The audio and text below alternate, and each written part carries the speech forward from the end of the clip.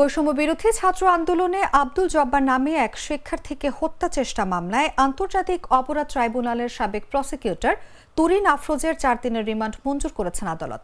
মঙ্গলবার তাকে আদালতে উপস্থিত করে 10 দিনের রিমান্ড চায় পুলিশ। রিমান্ড মঞ্জুরের পক্ষে শুনানি করেন পাবলিক প্রসিকিউটর ওমর ফারুকি। এ সময় শুনানিতে তুরিন আফরোজ বলেন, আমাকে 10 দিন কেন 20 দিনের রিমান্ড দিয়ে দিন। আমি ফ্যাসিস্ট হাসিনা সরকারের সময় 6 বছর ধরে চাকরি থেকে বঞ্চিত। আমি ফ্যাসিস্ট হাসিনার সহযোগী ছিলাম না। মঙ্গলবার দুপুর 1টার দিকে তুরিন আফরোজকে আদালতে হাজির করে ঢাকার সিএমএম আদালতের হাজতখানায় রাখা হয়।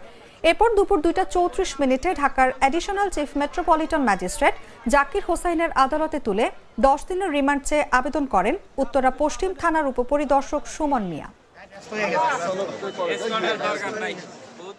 তার এই বৈষম্য ছাত্র আন্দোলনে ছাত্র জনতার বিরুদ্ধে অবস্থান নেওয়ার কারণে তার বিরুদ্ধে উত্তরা পশ্চিম থানায় একটি হত্যা এবং হত্যা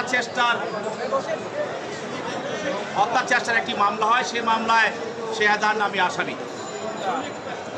আজকে ওই মামলায় তদন্তকারী কর্মকর্তা তাকে গ্রেপ্তার করে আদালতে উপস্থাপন করেন এবং এই মামলার বর্ণনা পথে যা আপনারা জানেন, উত্তরা বাংলাদেশের সবচেয়ে ছাত্র জনতা আন্দোলনকারী সেখানে গুলিতে নিহত হয়।